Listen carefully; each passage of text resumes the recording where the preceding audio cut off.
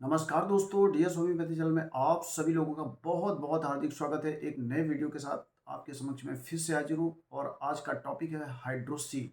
Hydrocele एक ऐसी बीमारी है जो कि ये पुरुषों में होती है और बहुत से लोग इसको शर्म की वजह से कोई बताना नहीं चाहता है। तो हम इस डिजीज़ के बारे में हम डिस्कस करेंगे। पहले हम जानेंगे कि ये क्यों होता है, इसके क्या-क्या कारण हो सकते हैं। फिर ये किनमें होती है और इसका हम सेल्फ क्या-क्या एग्जामिनेशन करके हम पता कर सकते हैं कि हाइड्रोसील उसको है कि नहीं है।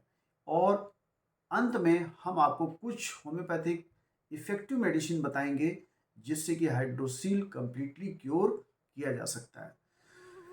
तो दोस्तों सबसे पहले हम ये बताना चाहेंगे इसका कारण क्या-क्या हो सकता है। कारण इसमें सबसे पहला आता है कोई इन्फेक्शन। मान लेते हैं कोई सेक्सुअल ट्रांसमिटेड की वजह से कोई ऐसा इन्फेक्शन आया है जिसकी वजह से ये हाइड्रोसील का प्रॉब्लम हो सकता है। अब हाइड्रोसील को आप कैसे आइडेंटिफाई करोगे कि उसको हाइड्रोसील है कि नहीं है?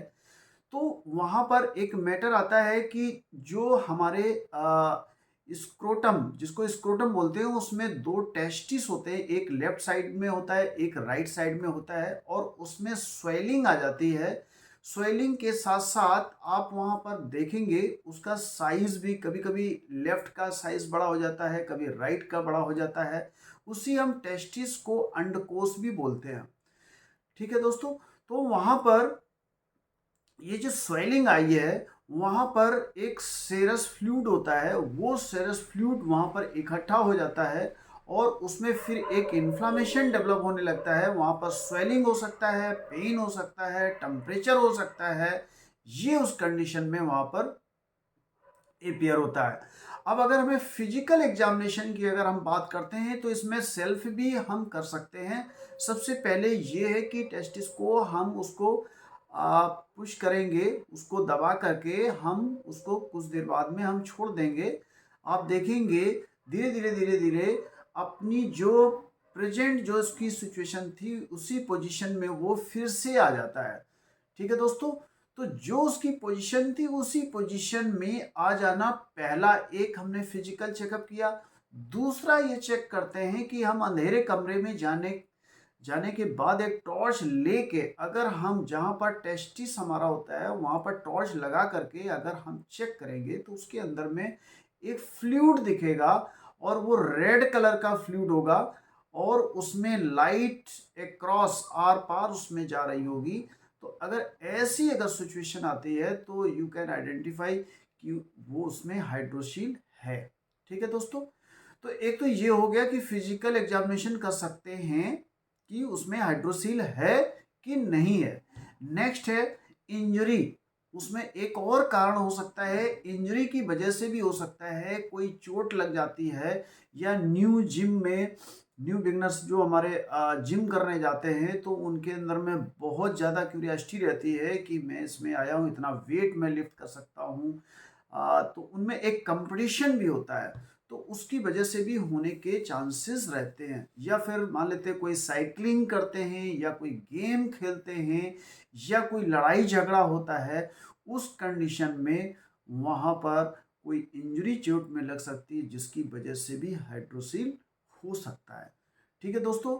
तो आई थिंक ये समझ में आ गया कि हाइड्रोसील होने के क्या-क्या कारण हो सकते हैं, सेल्फ हम उसका एग्जामिनेशन कैसे कर सकते हैं, इन चीज़ों पर हमने डिस्कस किया।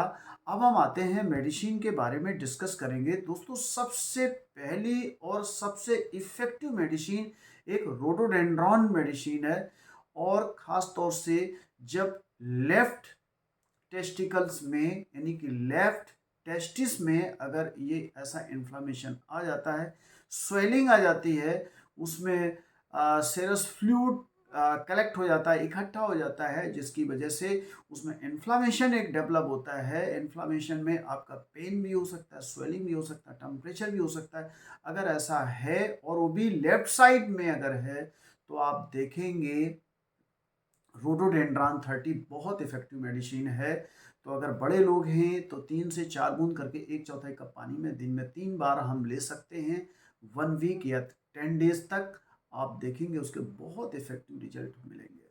फिर भी दोस्तों अगर कुछ नहीं समझ में आता है तो प्लीज़ मैं आपको सजेस्ट करूंगा कोई अपने नज़दीकी होम्योपैथ डॉक्टर से आप सलाह या एडवाइस लेंगे तो वो आपको एक अच्छी एडवाइस देगा और आपकी ये प्रॉब्लम कंप्लीटली क्योर हो जाएगी। ठीक है दोस्तों, तो रोडोडेंड्रॉन एक पहली मेडिसिन हो गई। दूसरी सबसे इफेक्टिव मेडिसिन है क्लेमेटिस एरेक्टा। क्लेमेटिस एरेक्टा 30 पोटेंसी में रोडोडेंड्रॉन अगर हमारे लेफ्ट टेस्टिकल्स के लिए अगर है, लेफ्ट लेफ्ट टेस्टिस में अगर इन्फ्लामेशन आ रहा है या स्वेलिंग आ रही है या पानी भर गया है तो उस कंडीशन में रोडोडेंड्रॉन काम करता है। लेकिन अगर राइट साइडेड अगर प्रॉब्लम अगर है, राइट टेस्टिकल में अगर प्रॉब्लम आ रही है, वहाँ पर इन्फ्लामेशन अगर आया है, स्वेलिंग है, पेन है, उस कंडीशन में क्लेमेटिस एरेक्टा ये मेडिसिन बहुत अच्छा काम करती है। तो बड़े लोग हैं तो 4 बूंद 1/4 कप पानी में दिन में 3 बार ले सकते हैं 1 वीक से लेकर 10 डेज तक। फिर हम देखेंगे कि हमारी प्रॉब्लम जब कुछ और आपको आराम मिल जाता है तो फिर आप क्लेमेटिस एरेक्टा 200 कि हम 4 बूंद करके दिन में एक बार 4 से 5 डोज ले लेंगे। फिर हम वेट एंड वॉच करेंगे। इसी तरीके से रोडोडेंड्रॉन को भी पहले 30 पोटेंसी लेंगे, जब कुछ आराम मिल जाएगा तो 200 पोटेंसी लेंगे, 4 से 5 डोज सुबह सुबह खाली पेट 4 से 5 डोज ले लेंगे, पहले 30 पोटेंसी फिर 200। आप देखेंगे बहुत अच्छे रिजल्ट उसमें आपको मिलते हैं। ठीक है दोस्तों, तो ये ध्यान रखिएगा जो भी मैं मेडिसिन बता रहा हूँ जिससे आपके सिम्टम्स टैली हो रहे हैं वही मेडिसिन लेंगे, सारी मेडिसिन नहीं लेनी है। फिर भी कुछ नहीं समझ में आता तो अपने नज़दीकी होम्योपैथ से आपको एडवाइस लेनी है। और थर्ड और इफ़ेक्टिव और इम्पोर्टेंट मेडिसिन है आर्निका 30। आर्निका 30 हम किस कंडीशन में लेंगे, जब कोई इंजरी होती है। इंजरी आपकी साइकिलिंग के टाइम पर हो सकती है, इंजरी आपकी गेमिंग कोई गेम खेलने के टाइम पर हो सकती है, या कोई फिजिकल एक्टिविटी के टाइम पर हो सकती है। तो ये इंजरी होने के बहुत सारे चांसेस रहते हैं। तो अगर कभी भी इंजरी मान लेते हैं जैसे क्रिकेट खेलते हैं, बॉल अगर खेलने के टाइम पर वहाँ पर लग जाती है तो उस कंडीशन में भी हाइड्रोसील होने के चांसेस हैं।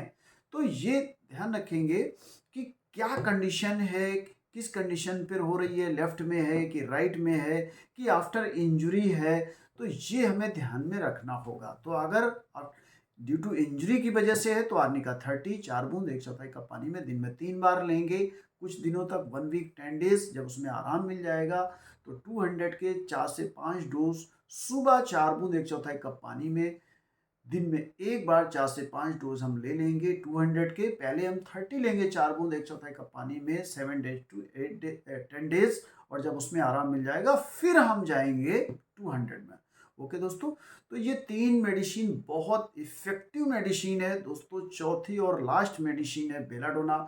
ये जब भी कभी हाइड्रोसील की प्रॉब्लम कोई भी जब पेशेंट लेके आता है तो वहाँ पर देखते हैं वो ये बोलता है कि सर मुझे यहाँ पर स्वेलिंग भी है, पेन भी हो रहा है, कभी कभी बहुत एक्सट्रीम लेवल में हो रहा है, अनबियरेबल वहाँ पर पेन हो रहा है। तो उस कंडीशन में बेलाडोना 30 हमारी बहुत अच्छी काम करती है। तो 4 बूंद 1/4 कप पानी में दिन में 3 बार हम लेंगे 2 से 3 दिन, जब उसमें आपका आराम मिल जाएगा इसके बाद में रोडोडेंड्रॉन क्लेमेटिस एरेक्टा में से कोई भी मेडिसिन लेफ्ट का है तो रोडोडेंड्रॉन, राइट है तो क्लेमेटिस एरेक्टा लेंगे। देखेंगे आपका हाइड्रोसील का प्रॉब्लम कंप्लीटली क्योर हो जाएगा। आई थिंक ये हमारा वीडियो बहुत अच्छे से समझ में आया होगा। जो हमारे इस वीडियो को पहली बार देख रहे हैं प्लीज़ हमारे चैनल को शेयर करिए, सब्सक्राइब करिए, लाइक करिए।